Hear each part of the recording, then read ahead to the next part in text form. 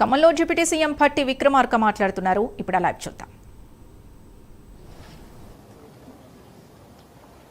Housing శాఖ చూస్తున్నటువంటి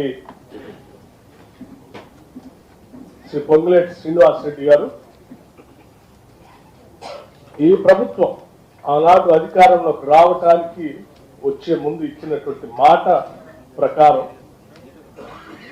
ఒకటేసారి 4,50,000 ఇందిరమ్మ ఇళ్లను 22,500 కోట్ల రూపాయలతో ఒకటేసారి శాంక్షన్ చేసి ఈ దేశ చరిత్రలోనే రికార్డు స్థాపించినటువంటి ప్రభుత్వం ఈ ప్రభుత్వం. ఇది ఆషామాషి వ్యవహారం కాదు. ఒక్కొక్క ఇంటికి 5 లక్షల రూపాయలతో శాంక్షన్ చేసి ఏదో శాంక్షన్ చేసి ఇల్లు వదిలిపెడతాం, కట్టుకున్న తర్వాత ఎప్పుడు పడితే అప్పుడు వెసులుబాటు ఉన్నప్పుడు డబ్బులు ఇస్తామనేటువంటి ఆలోచన కాకుండా ప్రతి వారం శాంక్షన్ చేసిన ప్రతి ఇంటికి పేదవాళ్ళకి డబ్బులు రిలీజ్ చేస్తూ ముందుకు నడుస్తున్నటువంటి ప్రజాప్రభుత్వం. అటువంటి ఈ ప్రభుత్వం పైన కావాలని కొద్దిమంది ఏ పేదల కోసం అయితే ఈ ప్రభుత్వం నిలబడి పనిచేస్తుందో అటువంటి పేదలకి న్యాయం జరగకుండా ఉండాలని,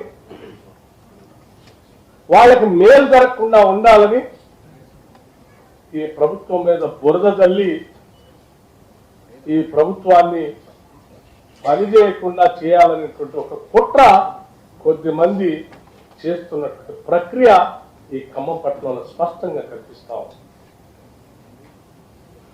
చాలా మంది చాలా రకాలుగా ప్రభుత్వం పైన బురద చల్లటం కోసం రకరకాల ప్రయత్నాలు చేశారు. ఏ ఒక్కరికి పేదల మీద ప్రేమ కానీ వాళ్ళకి నిల్వ నీడిద్దామనేటువంటి ఆలోచన కానీ లేదు.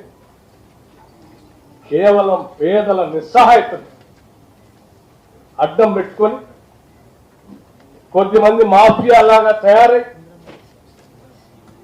అక్కడ ఒక వ్యవస్థను ఏర్పాటు చేసి సమాంతరమైనటువంటి వ్యవస్థను ఏర్పాటు చేసుకొని ఆ పేదల దగ్గర డబ్బులు వసూలు చేసి వాళ్ళకి ప్రభుత్వ పరంగా రావాల్సిన ఏర్పాటు చేయాల్సినటువంటి వసతులు ఏమీ రాకుండా అడ్డంగా నిలబడి కరెంటు కావాలంటే కరెంటు లేదు, నీళ్లు కావాలంటే నీళ్లు లేవు, పిల్లలు చదువుకుందామంటే బడి లేదు.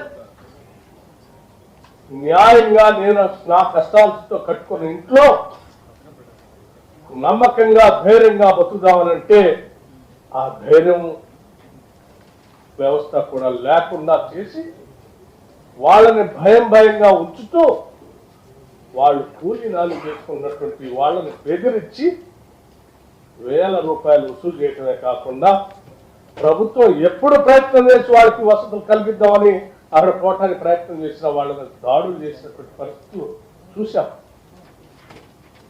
ఈ ప్రభుత్వం ఆలోచన చేసింది మానవతా దృక్పథంతో అక్కడ ఉన్నటువంటి పేదవాళ్ళ అందరికీ రాష్ట్ర వ్యాప్తంగా ఏ రకంగా అయితే ఇల్లు లేని పేదవాళ్ళకి ఇళ్ళు ఇచ్చి మనం నిర్మాణం చేసి ఆత్మగౌరవంతో బతికేటట్టుగా చేస్తూ ఉన్నామో ఈ వెలుగు మట్టలో ఉన్నటువంటి అర్హత కలిగిన పేదవాళ్ళకు కూడా ఆత్మగౌరవంతో అక్కడ బతకడానికి కావాల్సిన వ్యవస్థను ఏర్పాటు చేయాలని చెప్పి ఆలోచన చేసే ఈ కార్యక్రమాన్ని ముందుకు తీసుకొని పోయింది. దీంట్లో ఇటువంటి దుర్మార్గం కానీ రెండో ఆలోచన కానీ లేదు.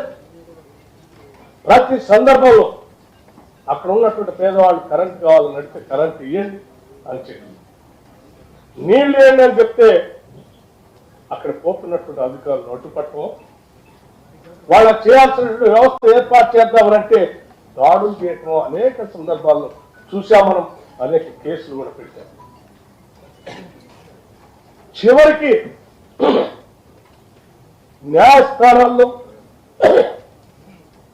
అక్కడ ఉన్నటువంటి పేదలు మోసం చేసి వారికి భూదాన్ ల్యాండ్ సంబంధించినటువంటి తప్పుడు పత్రాలు వాళ్ళకి ఇచ్చి వాళ్ళని బెదిరిస్తా ఉన్నారు. ఇది వాస్తవం కాదని న్యాయస్థానాలు అట్లాగే